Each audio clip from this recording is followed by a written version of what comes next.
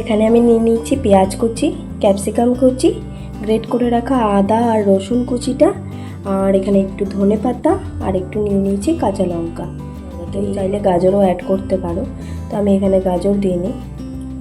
আর এখানে দেখো এটা হচ্ছে ছানা, এই যে এটা ছানা, এটা হচ্ছে কর্নফ্লোর,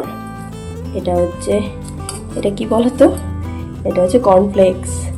কর্নফ্লেক্সের পরিবর্তে তোমরা কেউ ব্রেড ক্রাম্বসও ইউজ করতে পারো, যেহেতু এটা হেলদি রাখার চেষ্টা করছি সেই কারণে, একটু হেলদি স্ন্যাক্স টাইপের করার চেষ্টা করেছি সেই কারণে কর্নফ্লেক্স অ্যাড করেছি। আর এটা হচ্ছে একটু সেদ্ধ করে রাখা আলু, তো আলু সেদ্ধ আমি এইটুকুই দিলাম, তোমরা চাইলে একটুখানি বেশিও দিতে পারো। তো এবারে কুচিয়ে রাখা পেঁয়াজটা আমি দিয়ে দিচ্ছি, তো একে একে সবগুলোই আমি দিয়ে দেবো এখানে।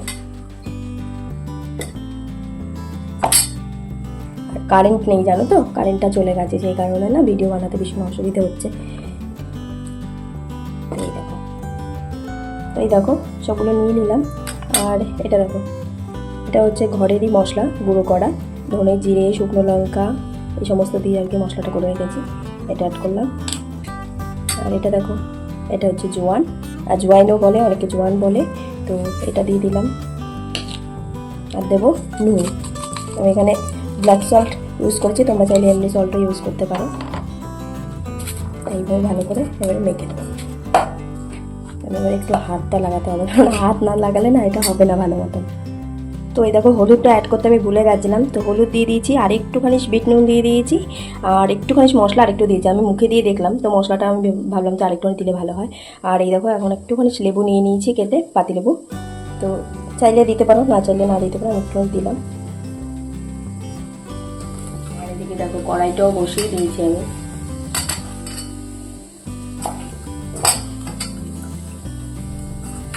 যে যেমন চাইবে সেরকম শেপ দিয়ে দেবে। কড়াইটা গরম হয়ে গেছে, এই দেখো সাদা তেল দিয়ে দিয়েছি। তো আমি কিন্তু বেশিটা পরিমাণ বেশি করে একেবারে ডিপ ফ্রাই করবো সেরকম করবো না, হালকা তেলেই ফ্রাই করবো। এই যে, আর কেউ চাইলে না একদম ফ্ল্যাট টাইপের যেই চাটু বা তাওয়াগুলো হয় না, ওগুলোর মধ্যে হালকা করে তেল লাগিয়ে ব্রাশ করে করে কোনোভাবেও করতে পারো, আমি এইভাবে করছি। আর এই দেখো এইভাবে আমি এরকম একটা চ্যাপ্টা টাইপের এরকম শেপ দিয়েছি। আর তোমরা চাইলে মানে লম্বাটে টাইপের যে শেপগুলো হয় আর কি, দেখিয়ে দিতে পারো একবার, মানে এরকম করে শেপও দিতে পারো।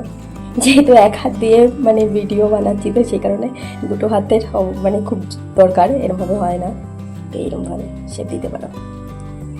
চলো ফটাফট করে আমি তৈরি করে নিই সবগুলো কাটলেট। একটা কথা বলি, যে ডোবা তেলে ভাজলে না এরকম টাইপের শেপ দিলে ঠিক আছে, কিন্তু একদম হালকা তেলে ভাজলে এই টাইপের শেপ দেবে, তাড়াতাড়ি হতে মানে হবে, তাড়াতাড়ি এগুলো ফ্রাই করতে সুবিধা হবে তোমাদের। তো এই দেখো আমার সব কটা কাটলেট বানানো হয়ে গেছে, রেডি করে নিয়েছি আমি। এবারে আস্তে আস্তে করে তেলে ফ্রাই করে নেবো সব কটাই। তোমরা চাইলে একটু মানে এইভাবে বানিয়ে রেখে না ফ্রিজেও রেখে দিতে পারো, ফ্রিজে রাখলে আর একটু শক্ত হয়ে যাবে আর কি। একদম সিমে আঁচে ভাজতে হবে।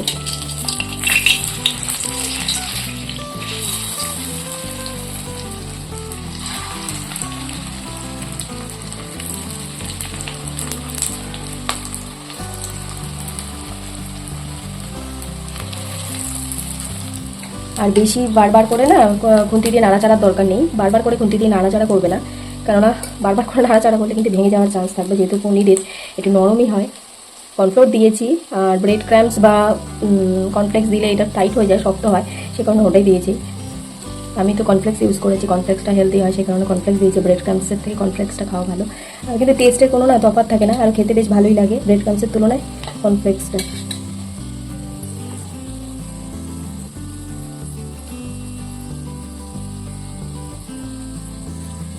আর তোমাদেরকে একটা কথা বলে দিই, তো আমি এটা যখন মেখেছি মানে ছানা টানা দিয়ে সবগুলো দিয়ে যখন মেখেছিলাম না, আমি কিন্তু কোনো জলই অ্যাড করিনি, সম্পূর্ণটা এমনি একদম ড্রাই মেখেছি, তাতেই দেখো এরকম হয়েছে। একদম টাইট মাখতে হবে, মাখাটা কিন্তু বেশি নরম হলে হবে না, নরম হলে কিন্তু একদম গড়বড় হয়ে যাবে।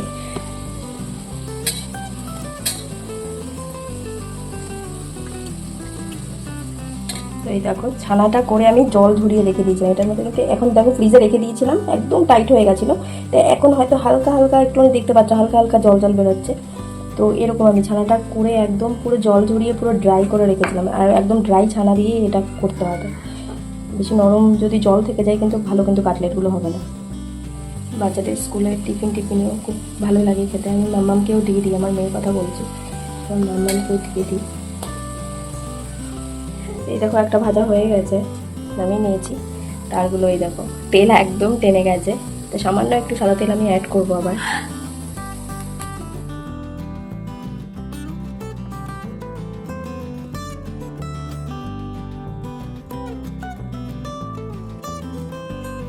এই দেখো গরম গরম পনির কাটলেট রেডি, আর সাথে একটু পেঁয়াজ কুচি দিয়ে দিয়েছি আর একটু টমেটো সস। ব্যাস, জাস্ট গরম গরম তোমরা খেয়ে দেবে, অসাধারণ লাগে খেতে।